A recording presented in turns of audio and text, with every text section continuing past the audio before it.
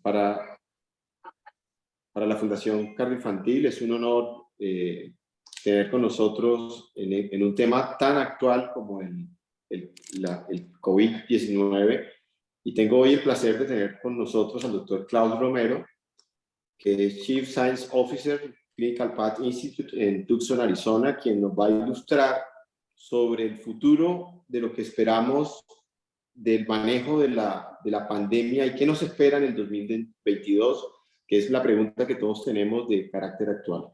Doctor Klaus, lo dejo aquí con el auditorio. Muchísimas gracias por acompañarnos hoy.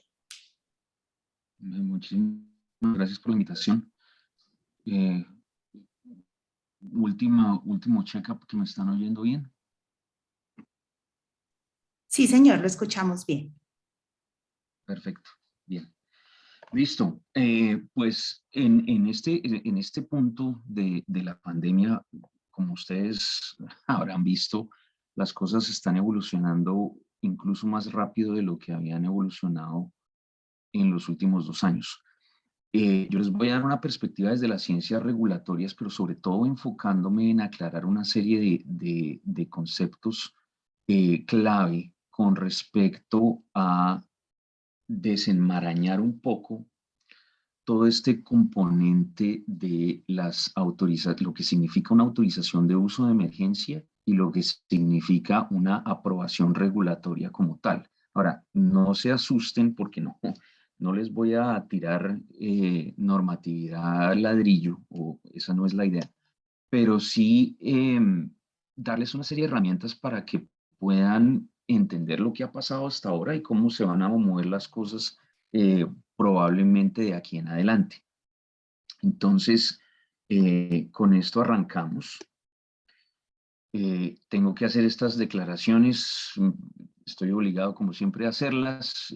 Esta conferencia representa mis perspectivas personales y yo no estoy representando aquí oficialmente a ninguna de las entidades con las cuales estoy afiliado.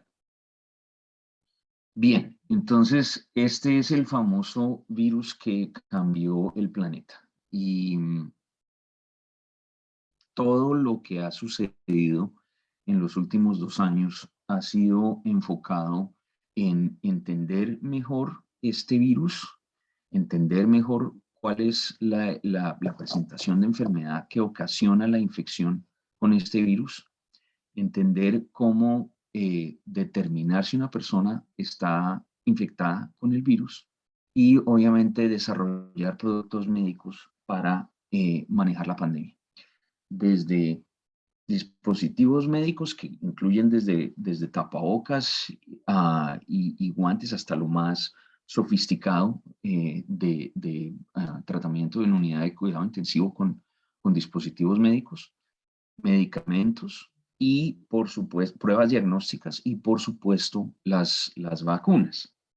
Entonces, la primera cosa es entender lo que pasó con una serie de titulares, si ustedes recuerdan, para el verano de 2020, bueno, verano septentrional, estamos hablando de junio, julio de 2020, en el que hubo una serie de titulares donde empezaron a decir que ya la vacuna china los chinos ya tenían la vacuna, y después que no, que los rusos ya tienen la vacuna. Y, y entender por qué salían otras noticias con respecto al desarrollo de vacunas en otros países. Y después cómo la cosa fue evolucionando y para diciembre de 2020, cuando se empezó a hablar de las primeras autorizaciones regulatorias para las vacunas. Entonces, obviamente eso generó una confusión impresionante porque qué significaban entonces esos titulares de junio, julio y por qué se estaba hablando entonces de las primeras autorizaciones de vacunas en diciembre y cuáles fueron esas vacunas, qué era lo que estaba pasando. Por supuesto, yo les voy a hablar y de antemano pongo el contexto. Nuestro trabajo se centra mucho con la FDA. Entonces, pues obviamente les voy a hablar mucho con conocimiento de causa de todo lo que ha pasado con respecto a el contexto de la FDA. Por supuesto, eso no es el mensaje que la FDA tiene la última palabra o que la FDA es perfecta o que el sistema aquí deba ser un modelo a seguir, pero la intención es poner las cosas en contexto y entender hacia dónde se van moviendo los desarrollos. Entonces, la primera pregunta es si es realmente posible que haya un acceso masivo a un producto médico sin que tenga una aprobación regulatoria. Entonces, usualmente cuando yo hago esta pregunta, la respuesta que usualmente me da la audiencia es sí, claro, porque existe el uso compasivo o lo que acá se llama el uso expandido, en el que si hay un razonamiento clínico bien sustentado, se puede hacer el papeleo regulatorio para que un paciente que cumpla una serie de características pueda acceder a un producto que aún no está aprobado, pero que está en estudio. No como participación de ese individuo como uno de los participantes en ese estudio, sino que a ese paciente individual, sin importar si cumple o no cumple específicamente los criterios de inclusión y exclusión de un estudio fase 2 o fase 3, pero que cumpla una serie de características adicionales, pueda acceder a ese producto médico. Eso es lo que se conoce como el uso compasivo de medicamentos y cómo se entiende como tal ese uso excepcional. Pero debo insistir que eso es un uso excepcional. Y aquí la pregunta se centra en uso masivo, en acceso masivo. Y la respuesta es que sí, eso se puede. Y existe un mecanismo regulatorio para tal fin que ya existía en Europa, ya existía en Estados Unidos, pero no existía en muchas otras partes. Incluso los australianos no tenían este mecanismo. Después de Brexit, a los británicos les tocó armar su propio mecanismo porque ya no podían estar atados a la autorización, al mecanismo que les voy a presentar de la Agencia Europea de Medicamentos. Pero adicionalmente Colombia no tenía este mecanismo. Entonces, en este sentido, y no sé si Leonardo, Héctor, no sé si haya confirmación que Leonardo esté hoy en la conferencia, pero estamos hablando del director de medicamentos en el Ministerio de Salud, que es compañero de pregrado de Héctor Medina y mío. Con él trabajamos mucho en enviarle la documentación necesaria para que Colombia pudiera adaptar el mecanismo por el cual el INVIMA pudo darle autorización a las vacunas que están disponibles en Colombia. Pero entonces, hablemos de la respuesta a esa pregunta, sin más preámbulos. La respuesta es sí, pero todo se ancla en este mecanismo que se llama mecanismo de autorización de uso de emergencia. Este es un mecanismo que fue ideado en la Guerra Fría, ahorita sin hablar lo que está pasando en Ucrania, pero durante la Guerra Fría fue muy claro que había un riesgo de ataques con armas biológicas, con armas químicas, con armas nucleares, etc. Entonces, se codificó en la ley un mecanismo por el cual se puede, si hay una declaración de emergencia nacional, se pueden hacer autorizaciones de acceso masivo a productos médicos que aún no han sido aprobados. Y ese término aprobado hay que aclararlo con mayor detalle. Pero una cosa que es muy clara, requiere que se complete por lo menos un estudio fase 3. Y ahí es donde empieza uno a desenmarañar los titulares. Cuando los chinos dijeron ya tenemos la vacuna, o cuando en agosto el gobierno de Rusia dijo ya aprobé la vacuna en Rusia, la vacuna, la Sputnik, ellos tomaron esas decisiones con datos de fase 2. Si ellos hubiesen pasado cualquier tipo de documentación ante la FDA, no hubiera podido pasar nada, porque este mecanismo, aunque se basa en el acceso masivo a productos médicos, sin una aprobación formal, requiere que se haya completado un estudio de características de fase 3. Ahora, como parte de la legislación, hay unos mecanismos claros de definición de umbrales de lo que significa eficacia. Y aquí hay un término epidemiológico que también es muy importante tener en cuenta. No es lo mismo eficacia que efectividad. Aquí estamos hablando es de eficacia. Entonces, ¿eso qué significa? Lo que mide uno realmente de efecto del producto médico que se está probando en un estudio de tipo fase 3. Un estudio de tipo fase 3 nunca mide efectividad. La efectividad se mide una vez el producto es aprobado en el contexto del mundo real. Ahora, una cosa que es clara es que estamos hablando de una decisión en la que la agencia regulatoria, en este caso la FDA y en el caso de Colombia el INVIMA, da una autorización para que el público en general tenga acceso masivo a ese producto médico, pero es muy claro que ese producto médico aún no está formalmente aprobado. Eso tiene una significancia bastante importante que vamos a aclarar en el transcurso de la charla. Pero eso quiere decir que también, si yo soy una compañía que paso los papeles con el fin de que a mí me hagan una evaluación y una potencial autorización de uso de emergencia, yo tengo que tener muy claro que también voy a adquirir unos compromisos que incluso después de tener la decisión regulatoria de autorización de uso de emergencia, tengo que completar. Y si no los completo, me quitan esa autorización. Y el último punto es que esas autorizaciones de uso de emergencia que permiten que el público en general tenga acceso a esos productos médicos en el contexto de una emergencia nacional, en el momento en que el gobierno declare que la emergencia está resuelta, todas esas decisiones de autorizaciones de uso de emergencia se vuelven inválidas. Este mecanismo, insisto, no existía en Colombia, se adaptó en Colombia al contexto de lo que permite la ley en Colombia. Pero esto es un mecanismo que Colombia ganó después de la pandemia. Esto es una cosa que muchas veces se pierde en el mensaje. Colombia ganó este mecanismo que no tenía antes. Bien, pero ¿eso qué significa? Este cuento de, bueno, no está aprobado, pero está y está con una autorización de uso de emergencia. ¿Eso qué significa en realidad? Aquí es donde entra otro de los componentes de toda esa maraña que se armó hace 2 años, en 2020, cuando empezamos a trabajar en intentar resolver la pandemia.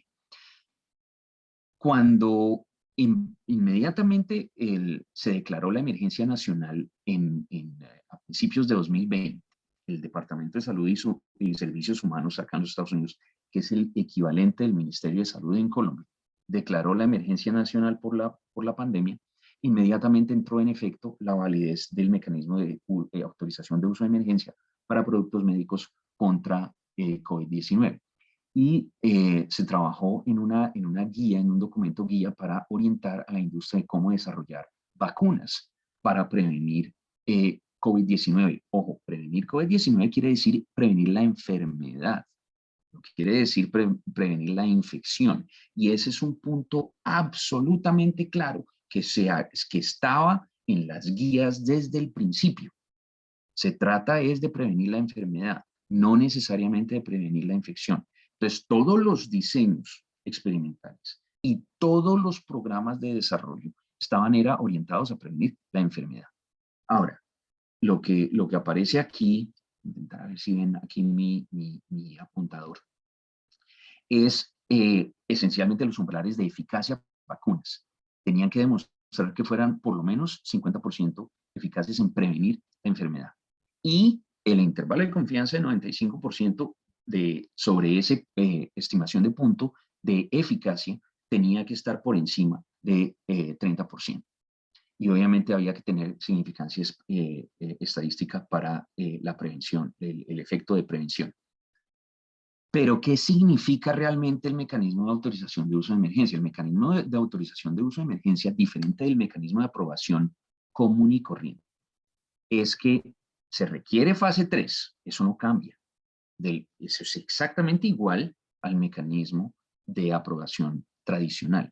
Pero lo que sí es muy importante entender, aquí estoy apuntando en la otra pantalla, es que la evaluación en fase 1, fase 2, fase 3, tiene que ocurrir al mismo tiempo, en la aprobación común y corriente, la evaluación en fase 1, fase 2, fase 3 ocurre antes de la aprobación y una vez se da la aprobación común y corriente, se entra en la fase de producción y luego en distribución. Eso es lo tradicional. Ahora, el mecanismo de autorización de uso de emergencia, lo que significa es que fase 1, fase 2 y fase 3 tienen que ir al mismo tiempo con manufactura y producción a escala. Por eso es que también salían los titulares de ya se está produciendo la vacuna. Y uno decía, pero, ok, entonces ¿cuándo me va a llegar a mí? Pues precisamente por esto. Porque mientras estaban corriendo fase 1, fase 2 y fase 3, las vacunas se tenían que estar produciendo porque así es que funciona el mecanismo, porque la idea es acortar esos tiempos. Pero como estamos yendo de la mano de evaluación y producción, el mecanismo tiene que ser un mecanismo diferente y se llama autorización de uso de emergencia. Inmediatamente se autoriza, entra a distribución, pero todo esto tiene que ser en el contexto de una declaración de emergencia nacional. Ahora, si algo de esto no quedó claro, este es un momento importante para hacer una pausa y si alguien tiene una pregunta al respecto, por favor, no sean tímidos, porque si esto no quedó claro, el resto de la charla va a ser una confusión de miedo. Entonces voy a parar aquí y voy a asegurarme que este mensaje esté absolutamente claro.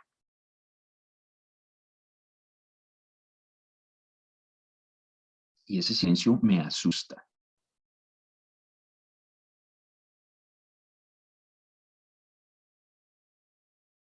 Entonces voy a asumir entonces que todo quedó claro. No sé, el chat están poniendo. Ok, listo. Claro, está claro, creo. Gracias, Héctor. Por lo menos Héctor cree que está claro. Ok, listo. Pero entonces, de nuevo, en resumen, el mensaje importante es que el mecanismo de uso de emergencia requiere emergencia nacional, listo, pandemia. Tenemos que desarrollar vacunas y medicamentos, sí, pero no se puede saltar el requerimiento final de fase 3, y para fase 3 tiene que haber fase 2 y para fase 1, pero al mismo tiempo que se está haciendo la evaluación, tiene que ir corriendo la prueba. Existe este mecanismo, no existía en Colombia, hay una versión de este mecanismo que obviamente está adaptada a la legislación colombiana. Por eso también los titulares del famoso decreto que firmó el gobierno en diciembre de 2020, etcétera, etcétera. Todo eso era para facilitar este mecanismo. Bien, listo. Ahora, las vacunas, y voy a tocar de las 3 que están disponibles acá. Voy a hacer unos paréntesis con respecto a vacunas que están disponibles en otras partes, pero eso es lo más importante aquí de las. Listo. La vacuna de Pfizer es una vacuna de RNA mensajero que tiene entonces el esquema como tal. Fue primeramente, el esquema de la separación de 21 días fue la vacuna que primero aquí en los Estados Unidos recibió autorización de uso de emergencia. En este momento esa autorización de uso de emergencia está válida para el esquema de 2 dosis para individuos, perdón, fue aquí esto. Individuos que sean de por lo menos 5 años de edad. Ahora, ya voy a responder qué está pasando con individuos menores de 5 años de edad. Eso sigue en estudio y ahí hubo que hacer unas adaptaciones a los diseños por la variante Omicron. También tiene autorización de uso de emergencia para, como tercera dosis, para individuos que sean de por lo menos 5 años de edad que estén inmunocomprometidos. O como tercera dosis, como un booster para cualquier persona de 12 años o más, 5 meses después de haber completado el esquema de 2 dosis. O ser la tercera dosis para cualquier otra de las vacunas que están disponibles acá, que son Pfizer, Moderna y Johnson & Johnson. Pero obviamente hemos visto en el resto de evidencia que se ha generado en el planeta que las permutaciones son válidas prácticamente en cualquier combinación. Esto es autorización de uso de emergencia. ¿Eso qué quiere decir? Eso fue lo que se evaluó, fase 1, fase 2, fase 3. Se terminó fase 3 a finales de 2020, se presentó ante la FDA empezó a dar las autorizaciones de uso de emergencia, pero Pfizer hizo una cosa que no hicieron el resto, y es que ellos sí nos cogieron la caña en la recomendación de hacer un modelamiento muy exhaustivo de los potenciales escenarios. Y así entonces lo que ellos lograron hacer fue un diseño adaptante que movía las cohortes en edades progresivamente menores.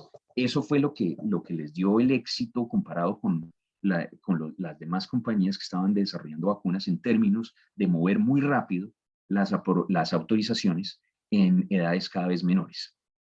Listo. Pero eso es autorización de uso de emergencia. ¿Qué otra implicación tiene esto? Esta es la vacuna que uno se puede poner aquí en cualquier lado, que no cuesta nada, donde uno puede llegar a un centro de vacunación y simplemente con una identificación, incluyendo un pasaporte colombiano, le ponen la dosis y no le cobran nada. Porque ese es el otro componente de la autorización de uso de emergencia, que al no ser una aprobación, no se puede cobrar por el producto médico, porque al tener una aprobación regulatoria, eso no solamente implica la revisión de la evidencia que se presenta ante la FDA o ante el INVIMA, sino que además representa que se puede entrar al mercado con ese producto. Entonces, ese producto se puede empezar a vender. Claro, eso no quiere decir que esto sea completamente gratis. Los gobiernos, en este caso el gobierno de los Estados Unidos, tiene que hacer la compra de este producto con autorización de uso de emergencia para distribuirlo a la población. Claro, termina uno pagando porque eso es a través de los impuestos, pero cuando uno se va a poner la vacuna, no le preguntan si tiene seguro, si tiene prepagada, si tiene EPS. En Colombia preguntan eso por otras razones de hacer el tracking epidemiológico, pero eso no se cobra. Esa es otra de las características. Ahora, aquí hay otro componente que es esto. Esa vacuna también tiene aprobación ya. Entonces, con el paquete de evidencia que se presentó inicialmente, con todo organizado para fase 3, que empezó a tener las autorizaciones de uso de emergencia, también se organizó la evidencia y se colectó otra evidencia que era necesaria, que iba más allá de la autorización de uso de emergencia para presentarla ante la FDA para una aprobación para entrar al mercado. Y ahí es cuando salió el otro titular que la vacuna de Pfizer está aprobada. Y eso obviamente generó más confusión porque, pero no la habían aprobado ya. Pues sí, pero no, porque eso era autorización de uso de emergencia. Esto sí representa una aprobación. Este fue el argumento del cual se colgaron muchos antivacunas para decir que antes de tener aprobación formal, las vacunas no eran vacunas porque eran productos no aprobados. Obviamente ellos se engancharon de una verdad a medias y de lo que está codificado en la ley para tejer un mensaje confuso, deliberadamente confuso, para fomentar su causa. Entonces, en ese momento, ¿eso qué significa? Que sí, acá un médico puede formular la vacuna y si la persona llega a una farmacia con la fórmula de la vacuna, se la venden y se la pueden cobrar al seguro. Ahora, claro, nosotros somos colombianos y no, la malicia, ¿para qué va a hacer eso? Si puede ir a ponerse la misma vacuna, que es exactamente la misma formulación, mediante un mecanismo de autorización de uso de emergencia. En eso estamos absolutamente de acuerdo. Pero ¿cuál es el raciocinio de Pfizer y del gobierno al dar la aprobación? Pues primero, que eso podría, teóricamente, aumentar la accesibilidad, pero el movimiento antivacunas seguía haciendo ruido al respecto. Ok, la vacuna de Moderna, también una vacuna de RNA mensajero, pero entonces esta vacuna también tiene sus autorizaciones de uso de emergencia, que al contrario de Pfizer, ellos nunca pensaron en un diseño adaptante. Ellos se concentraron en 18 años para arriba, eso es más fácil para correr los estudios, no compliquemos mucho las cosas. También es una estrategia válida, pero obviamente paga el precio que para autorizaciones de uso de emergencia no tenía la misma flexibilidad que tenía el programa de Pfizer. La vacuna demostró su eficacia, demostró su seguridad y tiene este contexto en las autorizaciones de uso de emergencia.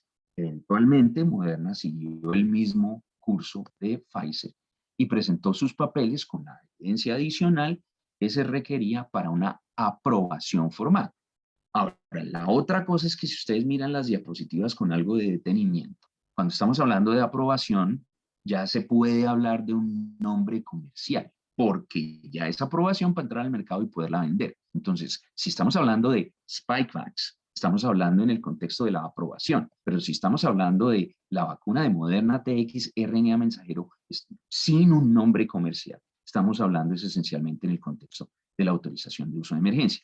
Lo mismo con la vacuna de Pfizer, con su terrible nombre comercial Comirnaty, que no se le graba a nadie, y versus la designación simplemente de la vacuna de Pfizer-BioNTech contra COVID-19, en el contexto de autorización de uso de emergencia. Listo. Entonces, esto espero haya aclarado un poco más el panorama.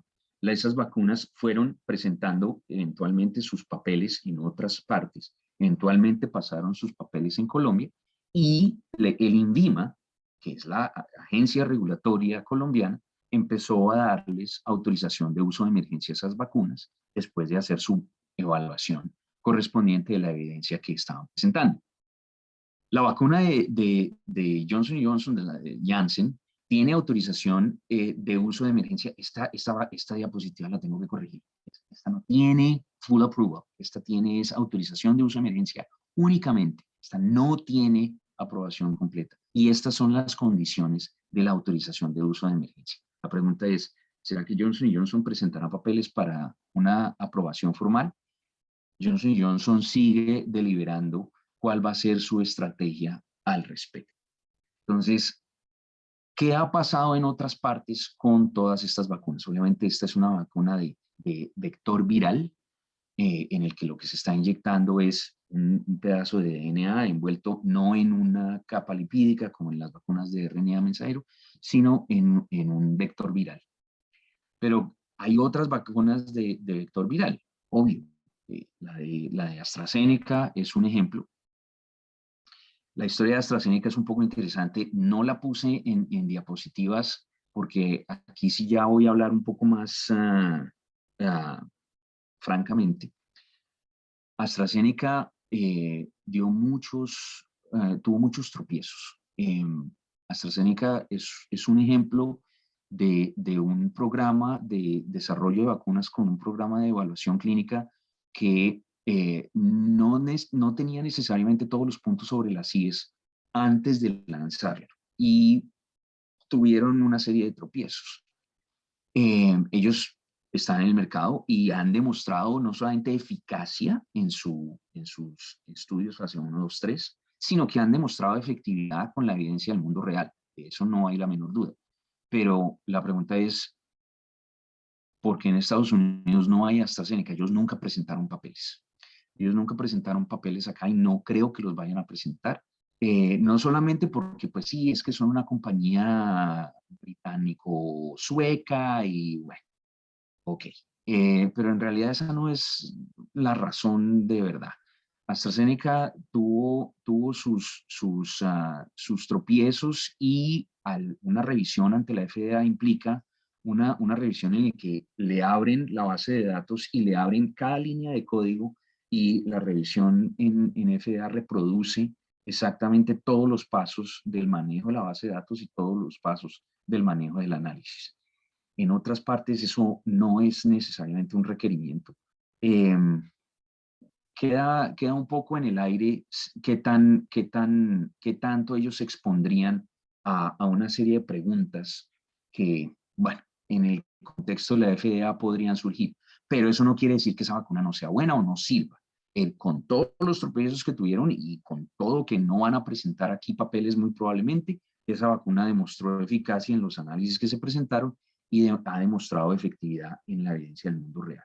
Entonces, eso no desdice de la vacuna, pero eso es un ejemplo de un programa con un diseño un poco menos estructurado, y pues lo digo con todo el respeto que AstraZeneca merece. Yo arranqué mi carrera como farmacólogo clínico con ellos, con AstraZeneca, y pues obviamente le tengo cariño a la compañía, pero en fin, ahí dejo el comentario. Entonces, hablemos un poco de medicamentos, porque esta es otra área que en este momento se está calentando bastante y también ha generado mucha confusión. Seguimos hablando de autorización de uso de emergencia, seguimos hablando de una guía muy actualizada a febrero del año pasado, tiene un año ya de vigencia esta guía, que dicta claramente qué es lo que se tiene que hacer cuando se va a desarrollar. Bien sea un medicamento, una molécula pequeña, o un biológico, una molécula grandota, para tratar o prevenir COVID-19, la enfermedad como tal. Seguimos en el contexto de autorización de uso de emergencia.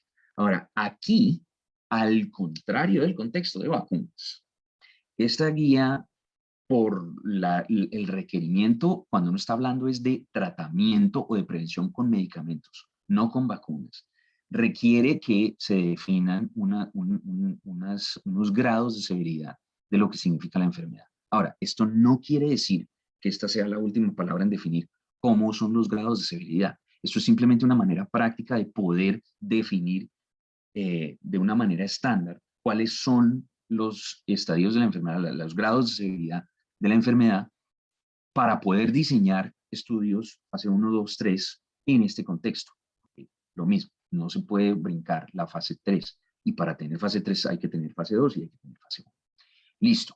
Entonces, no les voy a leer cada uno de los criterios. Basta con entender que los criterios están definidos en esa guía. Uno podrá estar de acuerdo o no tan de acuerdo con la definición de algunos de estos criterios, pero lo importante es que estos criterios se convierten en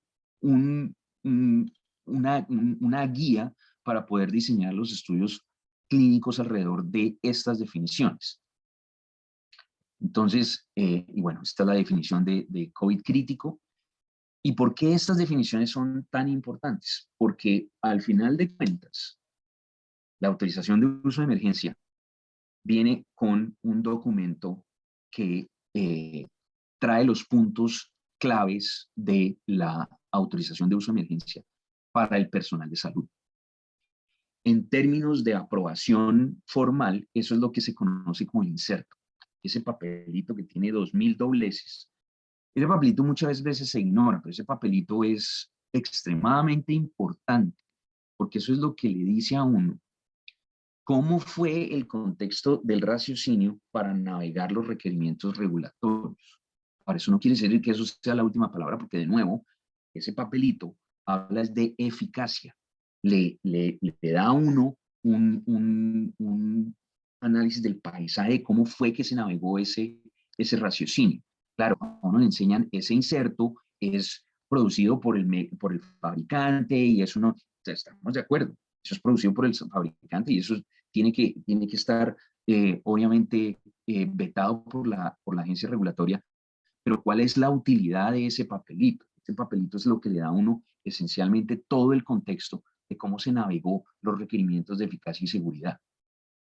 Ya de ahí para adelante, guías de práctica clínica, etcétera, eso es otra pregunta. Pero ese inserto trae, según las autorizaciones de uso de emergencia, que vamos a cubrir muy rápidamente y con eso vamos a concluir, y con qué es lo que va a pasar después, estas definiciones son el ancla, son el cimiento sobre el cual se construyen todo el resto de las decisiones, dependiendo de si se autoriza para alguno de estos grados de severidad o simplemente para prevenir que ocurran uno de estos grados de severidad. Entonces, muy rápidamente, el contexto aquí, estamos hablando de este medicamento, es un anticuerpo monoclonal que está diseñado para pegarse a la proteína espiga del virus. Es de uso intravenoso. Ahí ven ustedes las características de la autorización de uso de emergencia. Esto no es una aprobación formal. Pero entonces ya empiezan ustedes a ver lo complejo del contexto de los medicamentos comparado con el contexto de las vacunas. Y esto aquí se vuelve todavía más complicado porque la dosificación y la posología de estos medicamentos sigue causando bastantes dudas que todavía se están resolviendo. Acuérdense que si se llega a una autorización de uso de emergencia, yo como compañía tengo que entender que voy a quedar obligado a cumplir otros requerimientos de más estudios y más evidencia, y la FDA se reserva el derecho de quitarme la autorización de uso de emergencia o modificarla según cómo presente yo esa evidencia. Todos estos medicamentos que les voy a presentar ahora están en este momento cumpliendo requerimientos bastante estrictos y bastante costosos en términos de evidencia adicional, prácticamente todos relacionados con dosificación. Bien, este producto es un producto oral, es un profármaco que se tiene que metabolizar a un análogo de nucleócidos para poder inactivar la replicación viral, la polimerasa del virus. Pero en este caso, realmente el fabricante, en este caso es Merck, ellos están cumpliendo un cartapacio de requerimientos adicionales, porque todavía hay bastantes preguntas que hay que resolver con respecto a la relación exposición-respuesta de este medicamento. Y obviamente eso se traduce en dosificación hiposóptima. Esta combinación, la famosa combinación de Pfizer, esto tuvo titulares. En diciembre del año pasado yo estaba pasando un tiempo allá en Bogotá y tenía un almuerzo familiar y estaba yo el típico distraído, me gané insultos y reclamos porque estaba pendiente de cómo iba a salir la autorización de uso de emergencia en ese momento de este producto. Lo mismo, Pfizer está en este momento cumpliendo cualquier cantidad de requerimientos para seguir entendiendo mejor. Ahí ven ustedes la insistencia en el peso para la dosificación con la edad para entender esto mejor. Este otro medicamento, bueno, este ya intramuscular, ¿no? Un par de anticuerpos monoclonales que también están diseñados para pegársele a la proteína espiga del virus. Pero este es para prevención y ahí es donde esto empieza a causar preguntas, ¿no? Entonces, los antivacunas se oponen a las vacunas, pero si les ofrecen un medicamento que tiene una serie de potenciales aspectos de seguridad que ni se comparan con tener fiebre y maluquera por unos días, pero también el raciocinio es, ok, si ustedes están dispuestos a exponerse a este medicamento y además, no, porque no quieren usar vacunas, ok, pero eventualmente el precio que se puede pagar comparativamente hablando para mí no tiene punto de comparación. Que las vacunas son infinitamente una solución muchísimo más simple, muchísimo más elegante y muchísimo más segura. Hablemos de este muy rápidamente. Este es un inhibidor de la señalización mediada por interleuquina 6. Estos son medicamentos extremadamente sofisticados y eso interactúan con cascadas moleculares, en fin, maravilloso. Desde el punto de vista farmacológico, pues obviamente esto constituye un avance impresionante, pero en realidad, ¿qué tanto eso realmente se compara con lo que se pueden usar con las vacunas? ¿No? Y cuando estamos hablando de infusiones IV y autorizaciones para, en fin, pacientes que están críticamente enfermos, cuando mucho de esa enfermedad crítica se puede prevenir en gran cantidad con vacunación. Otro anticuerpo, bueno, que se da a la figa del virus, todos ellos siguen con cualquier cantidad de retos refinando la evidencia con respecto a la dosificación. Listo, en este caso un producto que ya está, y esta es otra confusión. Este producto ya estaba en el mercado porque estaba aprobado como un tratamiento para ciertas formas de artritis reumatoide. En este caso, este producto tiene autorización de uso de emergencia para específicamente este contexto de los pacientes que cumplan esas características en COVID-19. Entonces, no es exactamente lo mismo, porque ya tiene un nombre comercial, entonces eso quiere decir que tiene aprobación. Depende, puede tener una aprobación previa para otra indicación y en este caso tener una autorización de uso de emergencia, como en el ejemplo. El famoso Remdesivir, que también tuvo cualquier cantidad de titulares, muy complicado de manejar para gente muy enferma. Y tiene uno que esperarse hasta estar muy enfermo cuando ya había vacunas que realmente funcionaban. ¿Hay alguna aprobación formal como tal? Pues la respuesta es, para estos medicamentos nuevos, no. Pero esto obviamente ha generado una confusión impresionante adicional en la prensa. Pero entonces, ¿todo esto qué? ¿Qué va a pasar con la pandemia? Pues todos los datos parece que están indicando que se va a volver ya un fenómeno endémico. ¿Ok? Listo. ¿Eso qué significa? Que ya no va a haber transmisión epidémica, o sea, ya vamos a dejar de ver los picos, pero la enfermedad va a seguir ahí. Es muy posible que ese sea el resultado final. Vamos a ver, no podemos dar un veredicto completamente certero y final al respecto, pero todo parece que se está moviendo en esa dirección. Y entonces, ¿qué va a pasar con las vacunas? Si esto se vuelve una cosa endémica, más dosis, y ya que el esquema de 2 dosis, no que la otra, y en fin. Es muy poco probable que terminemos en esa situación, sobre todo por Omicron. Y el hecho que Omicron pues realmente evade las vacunas, pero evade las vacunas, pero no las evade en 100%. Tampoco es conclusión que las vacunas dejan de servir contra Omicron. Sí ofrecen una protección, pero es claramente menor. Y es muy poco probable que terminemos simplemente metiendo más dosis intramusculares de vacunas como respuesta.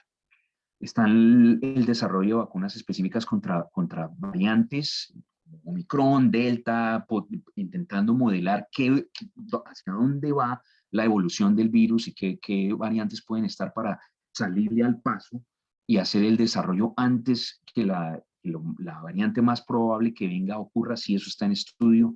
Pues obviamente Pfizer tiene una versión de su vacuna en estudio, lo mismo Moderna, pero en realidad las que parecen estar más adelantadas en ese sentido, y digo parece porque no puedo decir más por cuestiones de confidencialidad, son la vacuna de Novavax, que es otra tecnología, son residuos de la proteína espiga que se usan para generar la respuesta inmune. No es RNA mensajero, no es vector viral, no es virus de patógeno inactivo, como el caso de algunas de las vacunas chinas.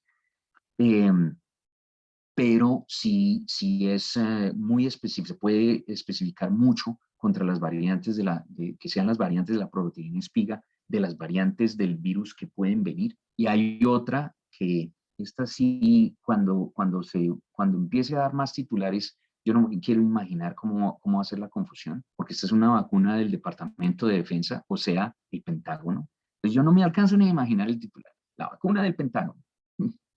Maravilloso.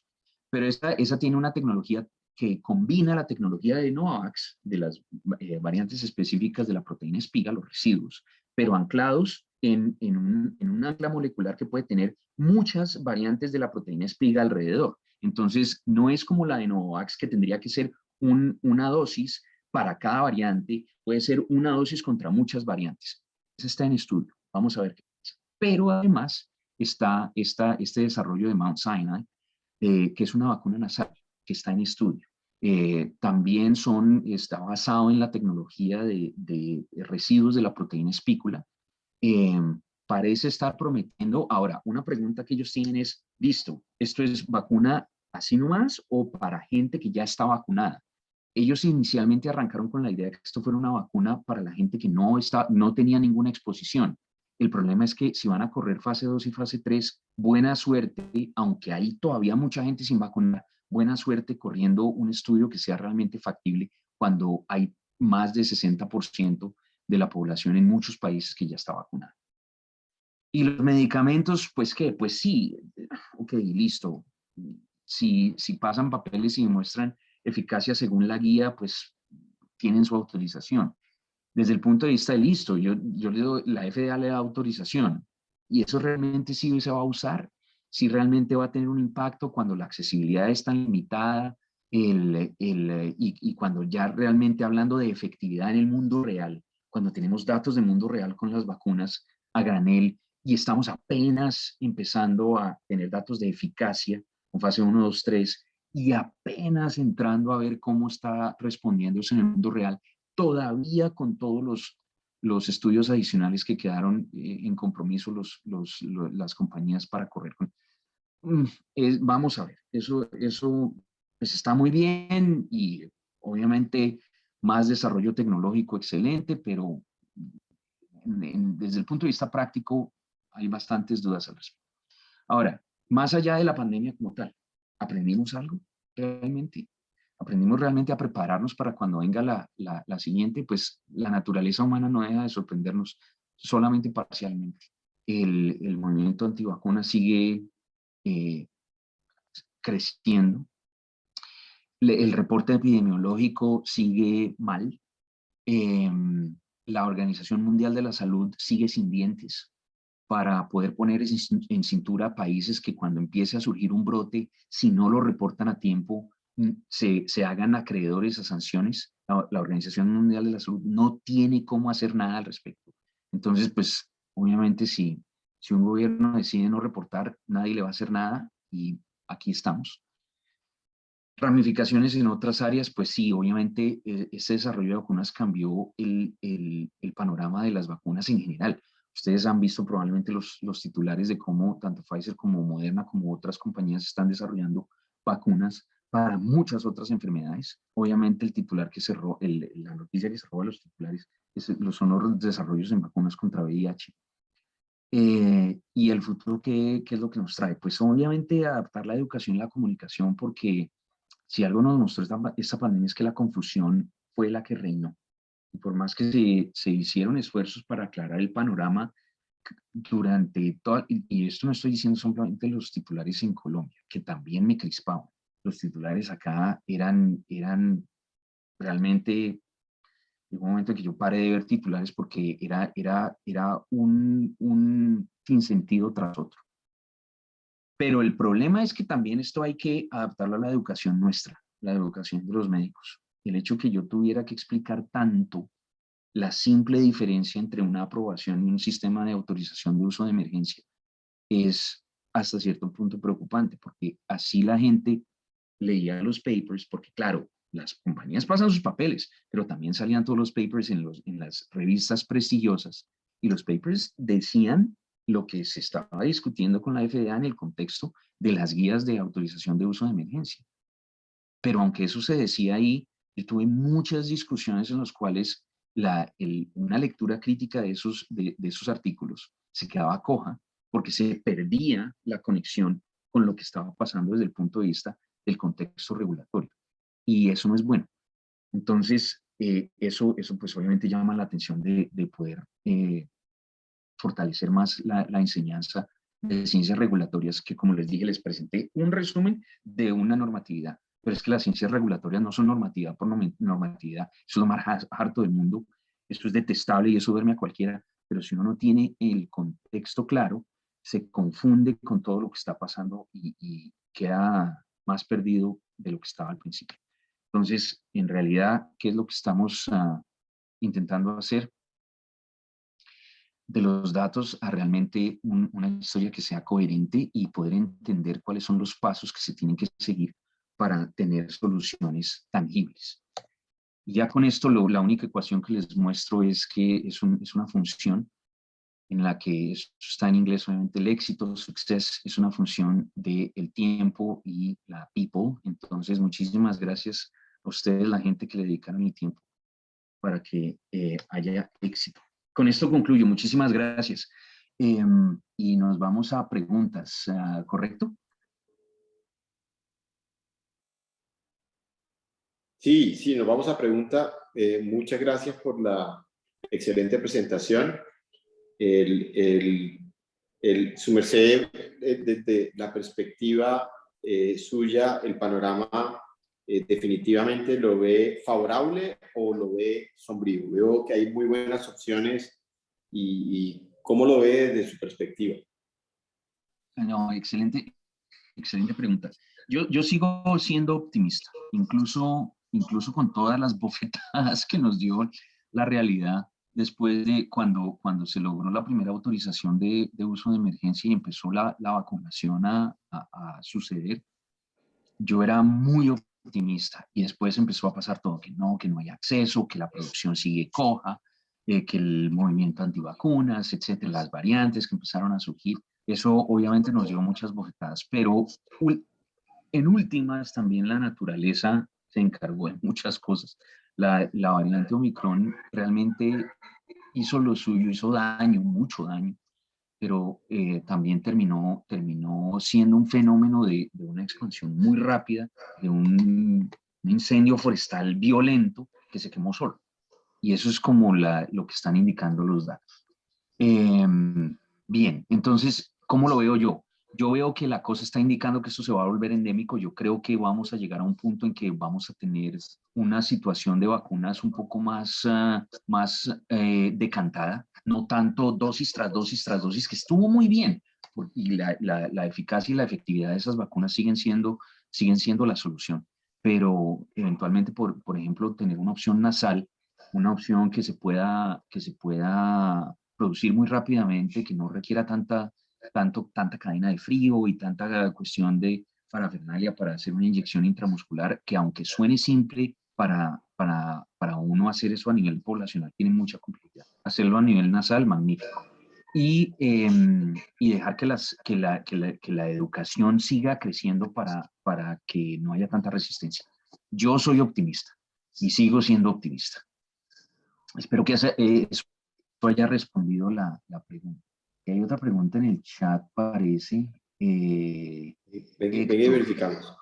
tengo 3 dosis de Pfizer, decidimos recibir una cuarta, otra de Pfizer. Sí, Héctor, realmente yo lo dudo. Yo dudo que realmente una dosis adicional vaya a hacer mucha diferencia. 3 dosis de Pfizer está completamente perfecto. 3 dosis de cualquier otra combinación también está perfecto.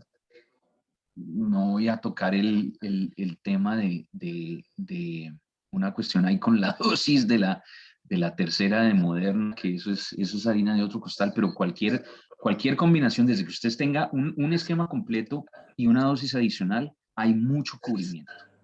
Ponerse más dosis, realmente dudoso que eso realmente genere un beneficio adicional realmente importante. Me regalan 5 minutos que estoy en la reunión aquí, Carmen, se lo vuelvo a llamar.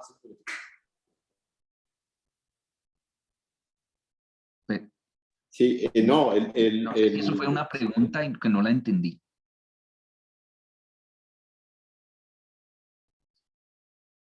Ok, bueno, yo espero creo que que eso es una haya pregunta. respondido la pregunta de Héctor.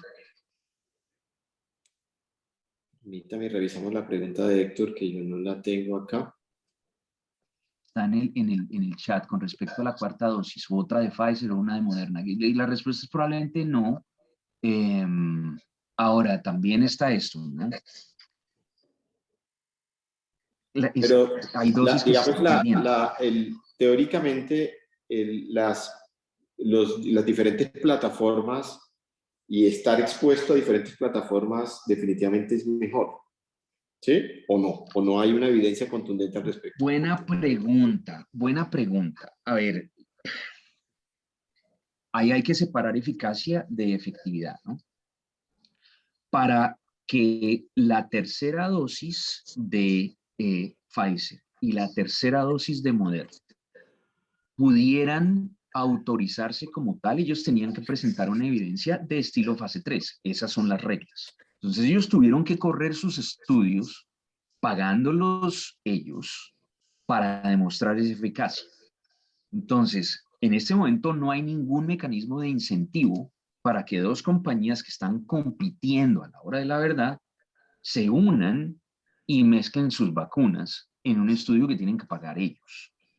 Entonces, Si yo soy Pfizer y yo quiero entrar con una autorización para una tercera dosis, yo tenía que hacer un estudio de fase 3 con mi esquema. Si yo soy Moderna, eso era lo único lógico que podía yo hacer. Ellos corrieron esos estudios, entonces estamos hablando de evidencia de tipo eficacia, de grado regulatorio para presentar ante una agencia como la FDA. Esa es la evidencia de la misma. Ahora, una vez se genera la autorización, entra eso al mundo real y ahí es cuando empiezan a ocurrir las mezclas. La evidencia del mundo real es de tipo efectividad. En términos de efectividad, las mezclas son igualmente válidas. Ahora, ahí se le añade otro tipo de evidencia, que es el tipo de evidencia puramente de laboratorio de los títulos de anticuerpos. Desde ese punto de vista de la evidencia de puramente los títulos de anticuerpos, hay unas combinaciones que parecen que generan mayores títulos de anticuerpos que otras, pero desde el punto de vista, volviendo a anclar eso con la eficacia de observación clínica, realmente no parece que, aunque se demuestre que en laboratorio, con paraclínicos, pues, se genere mayor respuesta inmune, eso se traduzca en mayor efectividad clínica. Ahora, la evidencia regulatoria es de eficacia y esa corrió fue con sus vacunas individuales. Ahora, basándose en el mundo real, se ajustó la autorización de uso de emergencia para que se puedan hacer las combinaciones. Entonces, la respuesta tiene que ponerse en contexto con lo que la regulación aguanta. Espero que eso haya sido claro. Sí, señor, sí, señor. Gracias. Y Héctor hace una última pregunta porque ya son las 2 de la tarde. Plantea si es el momento en Colombia, con base en la situación actual, de quitar el tapabocas en los espacios abiertos. ¿Qué opina, doctor Klaus?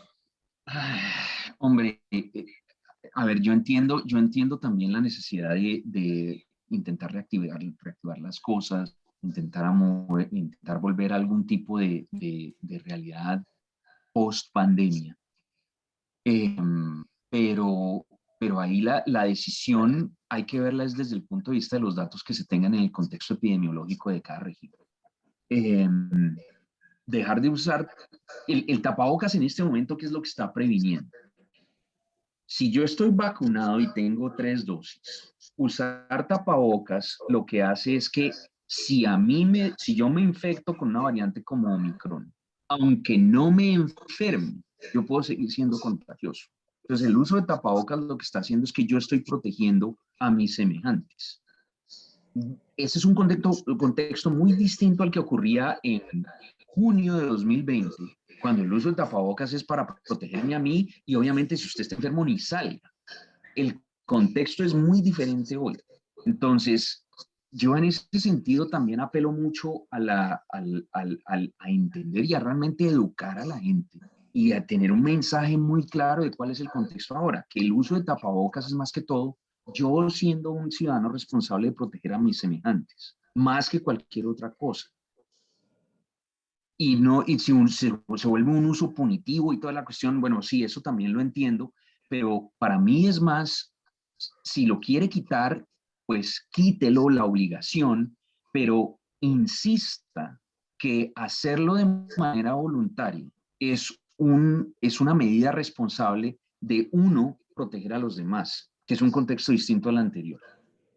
Y espero no haberme metido mucho en política. Lo dejo ahí. Espero que eso haya respondido a la pregunta. Doctor Klaus, muy amable. Ya son las 2 de la tarde. Agradezco y en nombre de la Cardio Infantil, este evento yo creo que es muy provechoso. No tenemos frecuentemente contacto con personas que trabajan en su campo de esa forma tan específica. Agradecemos mucho a todo el personal de Cardio, a la Universidad del Rosario también, que nos dio un espacio para esto. Muy amable y muchísimas gracias y un placer y ojalá lo tengamos presencialmente por acá por la Cardio Infantil. Muchísimas gracias. Muchas gracias a todos. Que estén muy bien.